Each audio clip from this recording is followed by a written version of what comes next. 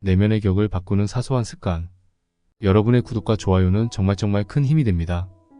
데니얼 카너먼은 소득과 행복은 정비례하다가 소득이 연판 0만원, 900만원을 초과하면 그때부터 소득이 올라도 크게 행복해지는 건 아니라고 말해왔다.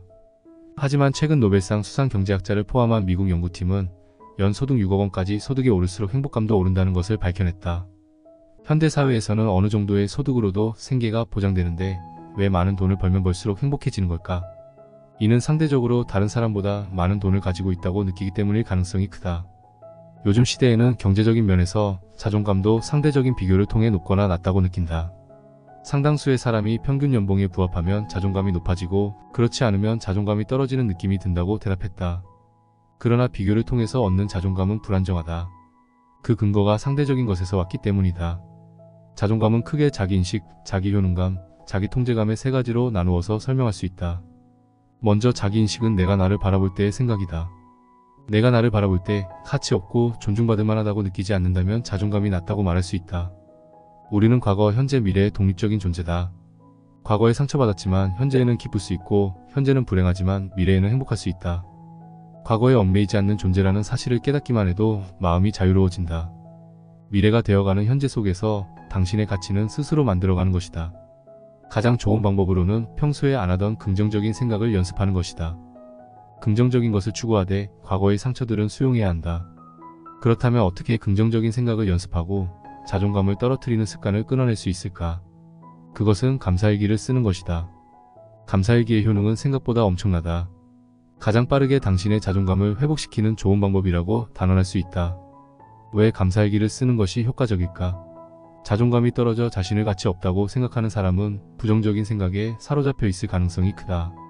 매일 밤 침대에 누워서 역시 나는 최악이야 라는 생각을 되뇌며 잠들 테고 이런 생각은 자존감을 낮추는 악순환을 만든다. 이때 감사일기는 악순환을 끊어내는 절단기 역할을 한다. 오늘은 최악인 줄 알았는데 나에게 이런 일도 있었네. 감사일기를 써본 사람은 알 것이다. 최악의 하루에서도 의미를 찾을 수 있다는 것을. 당신의 하루의 숨은 의미를 발견하는 순간 악순환은 끊어진다. 연구에 따르면 2주간 우울증 환자를 대상으로 감사일기 쓰기를 진행한 결과 우울지수가 큰 폭으로 감소했다고 한다.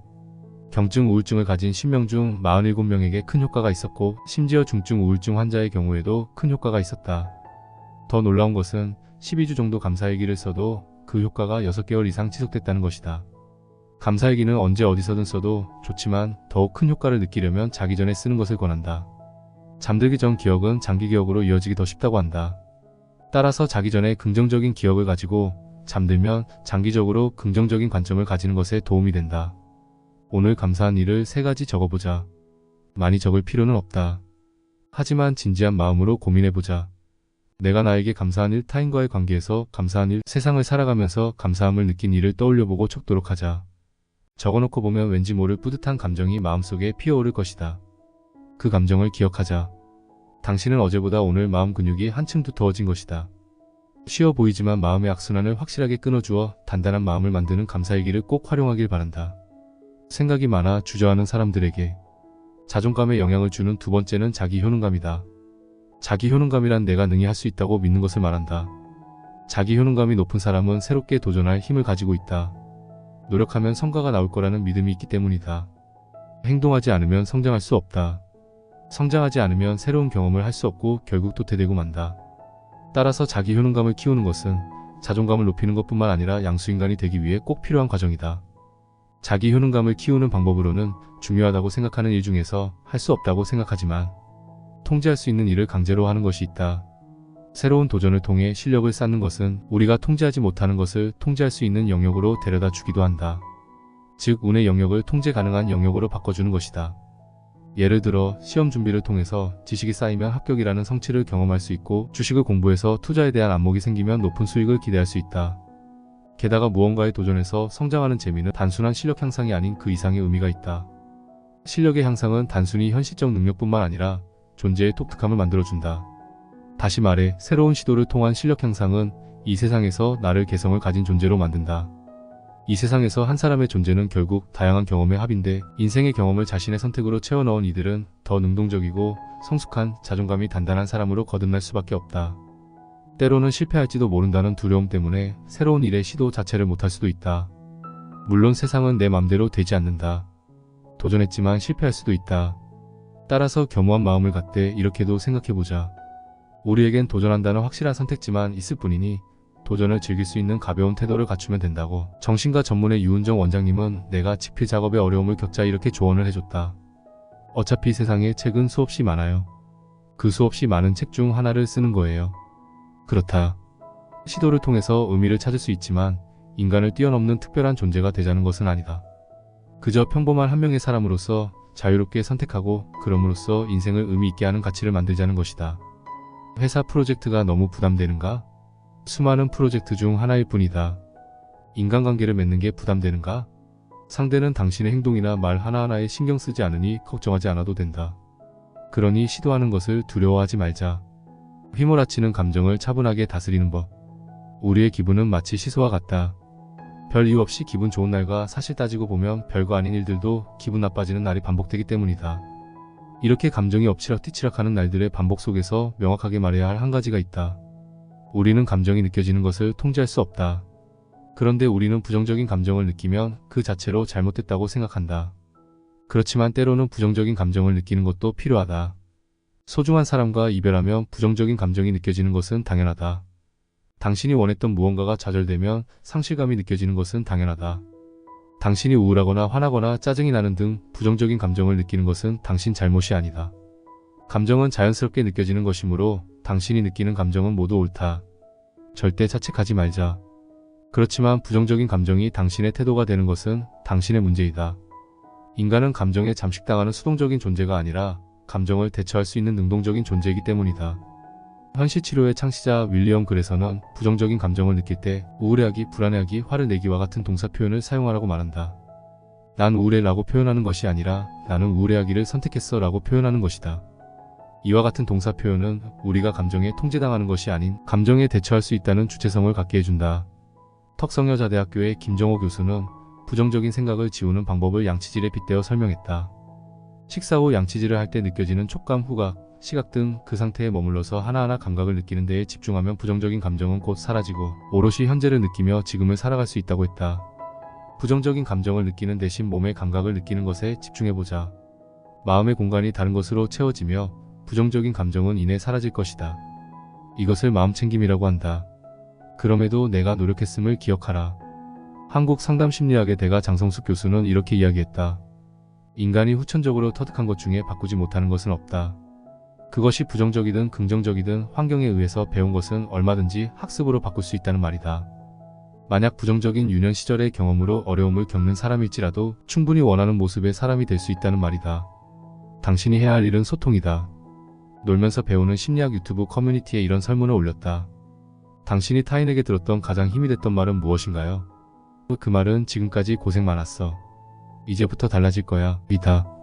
더불어 당신의 가장 소중하고 믿을 수 있는 사람에게 당신이 듣고 싶은 말을 해달라고 이야기할 수 있기를 바란다. 자기 자신에게 이야기 듣는 것도 좋지만 타인에게 당신이 듣고 싶은 이야기를 듣는 건 당신의 마음을 회복하는 데 큰 도움이 되기 때문이다. 만약 스스로에게 위로의 말을 할 때 마음속으로 그 말을 부정하게 된다면 다시 처음으로 돌아가서 당신의 부모와 당신의 과거를 수용하는 것부터 시작하라는 거다. 그때 부모님과 당신이 그럴 수밖에 없는 상황과 수준이었음을 인정하자. 진정으로 부모님과 당신의 과거를 수용할 수 있을 때 당신 스스로 자신을 용서할 수 있고 위로의 말을 자신에게 건넬 수 있을 것이다. 그렇게 결국 당신이 과거를 수용할 수 있다면 더 이상 과거에 얽매이지 않을 수 있다. 마지막으로 당신에게 필요했던 것은 무엇인지 생각한다. 어린 시절 힘든 상황 속에서 당신이 선택지가 하나밖에 없었던 그때 당신에게 정말 필요했던 것은 무엇인지 생각해보자. 그리고 지금 그때 충족되지 못한 욕구를 충족시키기 위해서는 무엇이 필요한지 생각해보자. 그것은 사랑하는 사람이 될 수도, 당신만의 안전한 공간이 될 수도, 당신을 지지해주는 사람을 만나는 것일 수도 있다. 어린 당신에게 필요했던 것을 이제 어른이 된 당신이 능동적으로 만들어보자. 그렇게 하나씩 그리고 천천히 당신의 과거에서 자유로워지자. 결과는 세상이 시작은 내가 만든다. 내가 노력했다고 해서 항상 결과가 좋을 거라는 믿음은 환상이다. 내가 사랑한다고 해서 그 사람도 나를 사랑할 거라는 믿음도 환상이다. 내가 배려한다고 해서 상대도 나를 배려할 거라는 믿음도 환상이다. 믿을 수 있는 다 한 가지의 진실은 세상은 불확실하다는 사실뿐이다. 불편하지만 이 진리를 마음에 품고 사는 것이 오히려 도움이 된다. 만약 열심히 노력하면 결과가 좋아야 한다는 믿음에 사로잡히면 실패했을 때 나는 새로운 도전을 하기보단 노력해도 안 되는 세상이라며 푸념하고 다가오는 기회마저도 차버릴 것이다. 인간관계에서 가는 말이 고우면 당연히 오는 말도 고울 거다라는 믿음을 가진다면 타인에게 휘둘릴 수밖에 없다. 반면 세상이 불확실하다고 믿는다면 이야기가 달라진다. 언제나 새로운 도전을 할 수 있다는 것이다. 언제든 좋은 결과가 나올 수 있고 언제든 좋은 사람을 만날 가능성이 있으니까. 불확실하고 예상할 수 없는 세상이기에 희망을 품을 수도 있는 것이다. 불확실한 세상에 맞설 수 있는 가장 좋은 방법은 무언가를 시작하는 것이다. 결과는 세상에 의해 만들어지지만 시작은 온전히 당신에게서 비롯되기 때문이다. 비록 결과가 생각대로 되지 않을지라도 당신이 선택한 것이므로 당신은 능동적으로 삶을 개척한 것이다. 양수인간은 결과가 아니라 시도와 노력의 과정으로 만들어진다. 그러니 시작에 두려움을 갖지 않길 바란다. 결과가 좋지 않을까봐 시작하지 못하거나 인연을 맺지 못하는 사람이라면 부디 다르게 행동하길 바란다. 아무것도 하지 않음을 선택해서 당신이 할 수 있는 유일한 선택지인 시작이라는 기회를 포기하지 않길 바란다. 내 마음을 더욱 단단하게 만드는 힘. 인생의 성장을 경험하기 위해서는 다양한 시도와 경험이 필요하다. 다양한 시도와 경험을 하기 위해선 양수인간과 같은 마음의 태도가 중요하다는 것을 지금까지 강조했다. 그런데 그보다 더 중요한 것을 꼽으라고 한다면 바로 체력이라고 말하겠다. 무언가 시도할 수 있게 해주는 것이 마음의 태도라면 시도한 것을 지속할 수 있게 해주는 것은 체력이기 때문이다. 시행착오는 필연적으로 실패를 수반한다. 목표를 이루기까지의 과정에서 우여곡절을 거치며 성장으로 나아간다. 그 과정은 지난한 투쟁과 같기에 버틸 수 있는 인내심과 끈기가 뒷받침되어야 한다. 인내심과 끈기는 강한 체력에서 나온다. 인생의 성장은 아무리 굳건해도 마음 하나만으로는 원하는 목표에 도달하기 어렵다. 큰 목표일수록 실행에 옮기는 것이 힘겨울 가능성이 크기 때문이다. 목표를 이루는 고된 과정을 버티게 하는 건 역시 체력이다. 체력은 내가 통제하기가 어려웠던 것을 통제할 수 있도록 만들어주는 변환기이다. 뉴욕대학교 신경학과 교수 웬디 스즈키는 운동이야말로 뇌를 변화시키기 위해 당장 실천할 수 있는 혁신적인 활동이라고 말했다. 첫 번째 이유는 뇌에 즉각적인 영향을 미치기 때문이다. 단 한 번의 운동만으로도 뇌는 도파민, 세로토닌, 노르에피네스린 등의 긍정적인 신경 전달 물질을 촉진한다. 기분만 좋아지는 것이 아닌 민첩성 향상 같은 실질적인 몸의 기능도 상승한다. 두 번째 이유는 운동하면 새로운 뇌세포가 증가하면서 뇌의 전전두엽의 피질과 해마의 크기가 커지고 강해져 집중력 향상과 장기 기억의 상승으로 이어지기 때문이다. 이런 효과로 운동을 통해 긍정적인 감정을 느끼는 시간 또한 늘어나게 된다. 마지막으로 뇌의 보호 기능을 향상시켜준다. 운동을 통해 뇌가 강해질수록 신경변성 질환과 노화로 인한 인지력 감퇴, 예를 들어 치매와 같은 질병을 예방할 수 있다. 근육이 많은 사람이 근육이 약한 사람보다 덜 다치게 되는 것과 같다. 영국 런던 의과대학 아론 캐돌라 박사는 심폐지구력과 악력이 우수할수록 7년 후 정신건강이 좋을 가능성이 높다는 사실을 발견했다. 심지어 심폐지구력이 낮은 사람은 불안장애에 걸릴 확률이 15%나 높았고 악력이 낮은 사람은 불안장애나 우울증에 걸릴 확률이 14%도 높은 것으로 나타났다. 원하는 목표를 이루기 위해서는 계획을 잘 수행하는 것도 중요하지만 계획을 수행하는 데 방해 요소가 없어야 한다. 만약 당신이 성장을 위해서 노력하는 중에 우울함과 같은 문제가 발생한다면 목표를 이루는 것에 어려움을 겪을 것이다. 인생의 답은 작은 것에서부터. 인생에서 내 의지로 만들어 나갈 수 있는 영역과 내 힘으로 어찌할 수 없는 영역을 알고 나의 의지에 따라 중요한 가치에 힘을 쏟는 삶을 사는 것이 양수인간이다. 그렇기에 내 뜻대로 살기 위해서는 결국 행동해야 한다. 우리는 경험을 자양분 삼아서 성장하기 때문이다. 행동하지 않으면 나의 마음과 잠재력을 발견할 수 없다. 우리는 생각만 하는 것이 아닌 행동하면서 미지의 가능성과 마주해야 한다.